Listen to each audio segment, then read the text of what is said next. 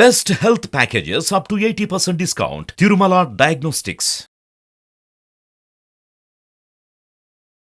నమస్తే, నేను మీ జాహ్నవి. ముందుగా ప్రేక్షకులందరికీ భోగి పర్వదిన శుభాకాంక్షలు. భోగి పండగ భోగ భాగ్యాలను ఇచ్చేటటువంటి పండగ. మరి ఈ భోగి పండుగకు సంబంధించి డీటెయిల్డ్ ఇన్ఫర్మేషన్, ఆ రోజు మనం ఎలాంటి రెమెడీస్ చేయాలి, ఏం చేయడం వల్ల భోగ భాగ్యాలు మనకు వస్తాయి, డీటెయిల్డ్ ఇన్ఫర్మేషన్ మనకి ఎక్స్ప్లెయిన్ చేయడం కోసం మనతో ఉన్నారు ప్రముఖ జ్యోతిష్య వాస్తు పండితులు, ప్రముఖ ఆధ్యాత్మికవేత్త, జ్యోతిష్య వాస్తు శిక్షణ నిపుణులు, లలిత ఉపాసకులు బ్రహ్మశ్రీ నానాజీ పట్నాయక్ గురువు గారు మాట్లాడేద్దాం. నమస్కారం గురుగారు. శ్రీమాత్రే నమః. గురుగారు, మీకు కూడా భోగి పర్వదిన శుభాకాంక్షలు. మీకు మరియు మన ప్రేక్షకులందరికీ కూడా భోగి, సంక్రాంతి మరియు కనుము ఈ యొక్క పండగలు అధిదేవతలు ఉంటారు. అధిదేవతలు, అధిష్టాన దేవతలు, అదేవిధంగా అమ్మవారి యొక్క అనుగ్రహం అందరికీ ఉండాలని పరిపూర్ణంగా కోరుకుంటున్నాను. థ్యాంక్ యూ సో మచ్ గురుగారు. శ్రీమాత్రే నమః. అయితే గురుగారు, భోగి అనగానే భోగ భాగ్యాలను ఇస్తుంది అంటారు. అసలు ఏంటి భోగి రోజు భోగ భాగ్యాలను ఇవ్వడము? అసలు ఆ రోజుని ఎలా ప్రారంభించాలి? ఎందుకు భోగికి భోగ భాగ్యాలకి సంబంధం ఏంటంటారు? చాలా మంచి ప్రశ్న వేశారు. ఎందుకంటే భోగ భాగ్యాలు ఎందుకు ఇస్తుంది అని అడిగారు, చూసారా? ఇక్కడే ఉంది మొత్తం కూడా. మనకి చూడండి అమ్మా, అన్నిటికంటే మనకి ఎక్కువ ఇబ్బంది ఇచ్చేది ఏదో తెలుసా మీకు? వాళ్ళకంటే కూడా వాళ్ళ పిల్లలకి ఇబ్బంది అవుతుందంటే విపరీతమైన తట్టుకోలేము. అబ్బా, ఆ హెల్త్ ఇష్యూ ఏదో నాకు వస్తే బాగుంది అనుకుంటాం, వాడికి దెబ్బ తగులుతా, ఆ దెబ్బ అయితే నాకు తగిలితే బాగుంది అనుకుంటాం. అవునా? ఎందుకు ఇస్తుంది అంటారంటే భోగి భాగ్యాలు. భోగి రోజు ఏం చేస్తాం? భోగి పళ్ళు పోస్తారు పిల్లలకి. చిన్నపిల్లలకి భోగి పళ్ళు పోస్తారు. ఎందుకు పోస్తారో తెలుసా? భోగి పళ్ళు, రేగి పళ్ళు పోస్తారు. వాటిని భోగి పళ్ళు పోయడం అంటారు. రేగి పళ్ళు వేస్తారు. రేగి పండు దేనికి ప్రతీక అంటే సూర్య భగవానుడు ప్రతీక. సూర్య భగవానుడు రేగిపల్లికి ప్రతీకగా చెప్తారంటే శాస్త్రంలో ఒక్కొక్క పండుని, ఒక్కొక్క చెట్టుని, ఒక్కొక్క వేరుని, ఒక్కొక్క దాన్ని కారకత్వంగా చెప్పారు శాస్త్రంలో. మహర్షులు చెప్పారు. దీనికి ఈ యొక్క గ్రహం, ఈ యొక్క అధిపతి, ఈ దేవత అని చెప్పబడింది. ఆ రకంగా భోగి రోజు సూర్య భగవానుడు భోగి తర్వాత సంక్రాంతి రోజు మకర రాశిలోకి వెళ్ళబోతుంటాడు. వెళ్తాడన్నమాట. నెక్స్ట్ ఇంకా ఆ వెళ్ళే ముందు రోజు మకరం అంటే ఏంటి? కర్మస్థానము.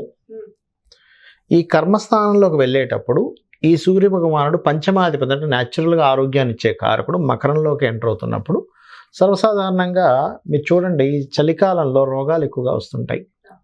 అవునా? అంటే సూర్యశక్తి తగ్గుతూ ఉంది ఇక్కడ. మనకి చూడండి, పగలు తక్కువగా ఉంటుంది, రాత్రిపూట ఎక్కువగా ఉంటుంది. ఈ రాత్రి సమయంలో ఎక్కువగా ఉండి చలి ఎక్కువగా ఉన్నప్పుడే సర్వసాధారణంగా అన్ని ప్రాణులకి రోగ సంబంధించినవి పెరుగుతూ ఉంటాయి. సూర్యుడి యొక్క ఎనర్జీ మరొక రూపంలో రావాలి ఇక్కడ. పెద్దవాళ్ళు అంటే కొంచెం అన్నింటినీ తట్టుకోగలుగుతారు, ఏదైనా నొప్పి ఉంటే చెప్పగలుగుతారు, డాక్టర్ దగ్గరికి వెళ్ళగలుగుతారు, ట్రీట్మెంట్ తీసుకు. చిన్న పిల్లలు చెప్పలేరు ఒక్కోసారి.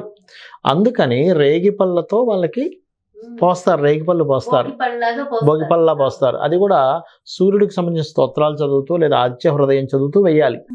ఓకే, ఏదో మామూలుగా వేసేయడం కాదు. లేదా లలిత సహస్రనామాలు చదువుతూ కూడా వేస్తారు. ఎందుకంటే అమ్మవారే ఆ రూపంలో ఉంది కాబట్టి తపనోడప మండల అనేటువంటి నామం ఉంటుంది.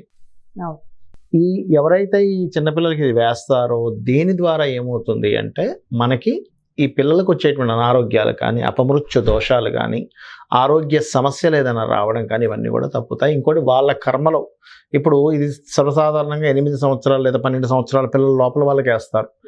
మనకి చూసినట్లయితే బాలారిష్టము అంటారు. బాలారిష్టాల్లో 4 సంవత్సరాలు, 8 సంవత్సరాలు, 12 సంవత్సరాలు లెక్క ఉంటుంది. అంటే వాళ్ళు చేసిన కర్మ లేదా తల్లిదండ్రులు చేసిన కర్మ ఈ పిల్లవాడు అనుభవించడం అనేది. అందుకని ఏం చేస్తారంటే ఈ అనారోగ్య సమస్యలు ఎక్కువగా ఇబ్బంది పెడతాయి కాబట్టి పూర్వజన్మ కృతం పాపం వ్యాధి రూపేణ పీడితం అంటూ ఉంటారు. అందుకని రేగిపళ్ళతో గనక చేయిస్తే ఆ యొక్క జాతకుడు అంటే పిల్లవాడికి కావచ్చు, అమ్మాయికి కావచ్చు, అబ్బాయికి కావచ్చు, రోగ సంబంధించినవి ఏవి రాకుండా ఇబ్బంది పెట్టకుండా ఉండాలని వేస్తారు. అది అందరూ పాటించాల్సిన విషయం. ఎప్పుడైతే ఆరోగ్యం ఉంటుందో ఆటోమేటిక్ గా మనకి అన్ని అదే భోగభాగ్యం. అంతకంటే భోగభాగ్యం, ఆరోగ్యమే మహాభాగ్యం అంటాం కదా, మహాభాగ్యం అంటాం కదా. అందుకని రెండవది ఏమిటంటే గొబ్బెమ్మని పెడతారు బయట భోగి రోజు. ఎందుకు పెడతారు అంటే భోగి రోజే ఆ శ్రీకృష్ణ పరమాత్మ ఆ యొక్క చిటికిన వేలతో మన గోవర్ధనగిరిని ఎత్తాడు. భోగి రోజు ఎత్తారంటుంటారు. అంటే కొన్ని కథల్లో కొన్ని మార్పులు కూడా ఉన్నాయి, బట్ భోగి రోజు ఎత్తారంటుంటారు. అలాగే ఆ గిరి ఎత్తిన తగ్గట్టుగా ముందుని పెడతాం, దానికి ప్రత్యేకగా పెడతాం. రెండవది ఏమిటంటే ఇది గోమయము ఆవు యొక్క గోమయంతో పెట్టాలి. చాలా మంది తెలియక గేదె పేడ లేకపోతే మన జెర్సీ ఆవు తీసుకొచ్చి పెడతారు, వాటి పెట్టకూడదు. స్వచ్ఛమైన గోవు పేడతో పెట్టాలి, దేశీ వాళ్ళ గోవు పేడతో పెట్టడం వల్ల ఏమిటి ఫలితము అంటే, ఇది ఎందుకు పెడుతున్నాము అంటే, గోవు యొక్క మయంలో లక్ష్మీదేవి ఉంటుంది. మీరు అమ్మవారికి సంబంధించిన దీపావళికి సంబంధించిన కథలో ఆవిడ వస్తుంది భూమి మీదకి, ఒకసారి వచ్చినప్పుడు అందరూ ఎలా ఉన్నారని చూసుకున్నప్పుడు ఒకసారి గోశాలకు వెళ్తుంది.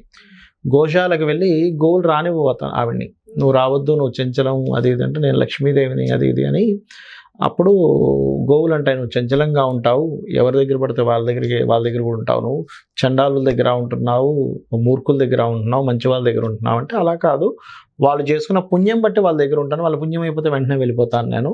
ఇంకోటి, నేను చరంగానే ఉండాలి, స్థిరంగా ఉండిపోతే కుదరదు, డబ్బులు అనేటువంటివి మారుతూ ఉండాలి, రొటేషన్ అవ్వకపోతే కష్టం కదా అని చెప్పినప్పుడు అప్పుడు వేడుకుంటుంది అమ్మవారు, మీ దగ్గర కనుక నాకు స్థానం ఇవ్వకపోతే, నాకు గనక మీ దగ్గర స్థానాన్ని కనుక ఇవ్వకపోతే మహావిష్ణువు కూడా నన్ను రానివ్వడు, అందుకని ఇవ్వాల్సిందే అంటే అప్పుడు గోమయంలో ఇస్తారు, ఆ గోవులు ఇస్తాయి.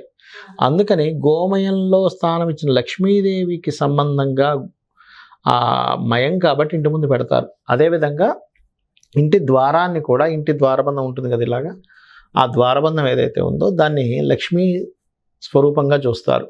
ఇది లక్ష్మీ స్వరూపంగా చూస్తారనేటువంటి రామాయణంలో చెప్పబడింది. రాముడు ఒకసారి అరణ్యవాసంలో ఉన్నప్పుడు శూర్పణఖ వస్తుంది. శూర్పణఖ వచ్చి ద్వారం మీద నిలబడి ఇలా నిలబడుతుంది, ఇలా రెండు చేతులు అటు ఇటు పెట్టినప్పుడు రాముడు చూస్తాడు, ఏంటో ఇప్పుడే బ్యూటీ పార్లర్కి వెళ్ళి వచ్చినట్టుగా ఫ్రెష్గా ఉంది ఈవిడ, ఇక్కడ ఈ కన్య కాదు అంటే, ఇక్కడ ఋషులకు సంబంధించిన అమ్మాయి కాదు ఈవిడ, ఇంత అలంకరణ చేసుకుందంటే, మనుష్య కన్య అసలే కాదు, అంత లజ్జ లేకుండా ఉండి ఇలా ఉండరు, కొంచెం బిడియంగా ఉంటారు కాదు అంటే, ఇది లక్ష్మీ స్వరూపం అని తెలిసి కూడా దాని మీద నిలబడిందంటే ఇది రాక్షస కన్య అని చెప్పి గుర్తిస్తాడు. అంటే రామాయణంలో చెప్పబడింది ద్వారం ఏదైతే ఉందో లక్ష్మీ స్వరూపం అని. అందుకని లక్ష్మీ స్వరూపమైన ద్వారం ముందు లక్ష్మీ కారక స్థానం అయినటువంటి ఇది పెడతారు.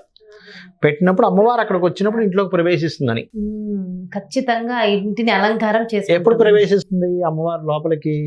సంక్రాంతి రోజు చేసేటువంటి పనులు, అదేవిధంగా ఇప్పుడు లక్ష్మీ లోపలికి వస్తే అనారోగ్యాలు పోయినట్టే కదా, ఈ ఆదిత్య హృదయ పఠనము ఇవన్నీ చేసినప్పుడు ప్రవేశం అనేటువంటిది జరుగుతుంది అనమాట. అందుకని ఇవి చేయాలి భోగి రోజు. అది అవును వేస్తారు. ఎందుకు వేస్తారు అంటే, మనకి ఉత్తరాయణం దక్షిణాయనం, మనము ఈ దక్షిణాయనం నుంచి ఉత్తరాయణంలోకి వెళ్తున్నాము అంటే వాళ్ళకి పగలు, దేవతలకు పగలు. దక్షిణాయనం అంటే దేవతలకు రాత్రిపూట, 6 నెలలు పగలు 6 నెలలు రాత్రి దేవతలకి. అందుకని ఇంట్లో పాత వస్తువులు, శాస్త్రాల్లో ఏం చెప్పారంటే, పాత వస్తువులు పారేయండి, పాత వాళ్ళని ఇంట్లో పెట్టుకోండి అని చెప్పారు.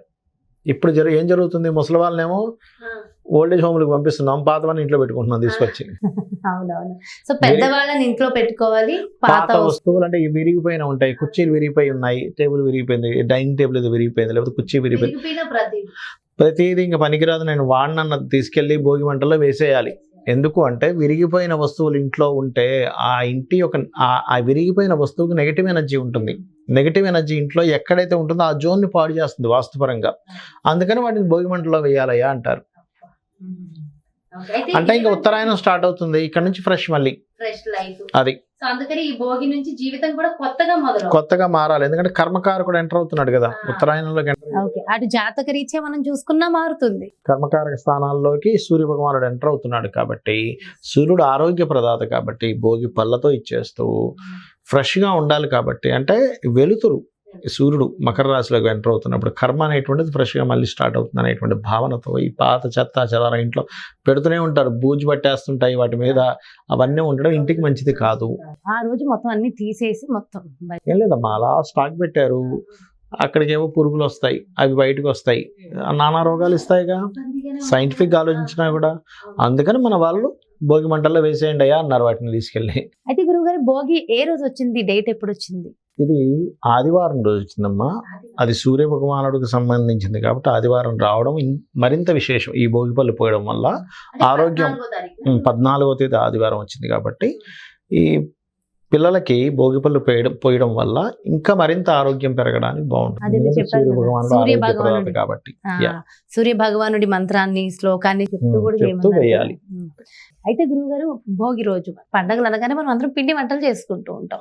సో ముఖ్యంగా ఆ రోజు చేసుకోవాల్సిన పిండి వంట ఏమైనా ఉంటుందా? ఆ రోజు ప్రత్యేకంగా ఇదే చేయమని ఎక్కడ చెప్పలేదు. కాకపోతే ఏంటంటే నువ్వులతో చేసిన పదార్థాలను ఎక్కువగా చేస్తారు. అంటే అరిసెలు కానీ అరిసెలు ఇట్లాంటివన్నీ చేస్తూ ఉంటారు. ఎందుకంటే నువ్వులు కానీ మినుములు కానీ మినుములతో చేసిందేమో కనుమ రోజు చెప్తారు, దాని గురించి చెప్పుకుందాం మనం. పర్టికులర్గా భోగి రోజు ఏంటంటే నువ్వులతో చేసిన పదార్థాలు. ఇంకోటి ఏంటంటే ఈ 3 రోజుల్లో మనకి ఈ రోజు ఇది చేస్తే సంక్రాంతి రోజు చేసే దానాల్లో ఎక్కువగా నువ్వులు దానంగా ఇవ్వాలని చెప్పి. సంక్రాంతి అది ఇంకొక వీడియోలో డీటెయిల్ గా మాట్లాడదాం. ఆ రోజు భోగి ముగ్గు కూడా వేస్తారు కదా, దాని ఇదంతా అలంకారం కోసం.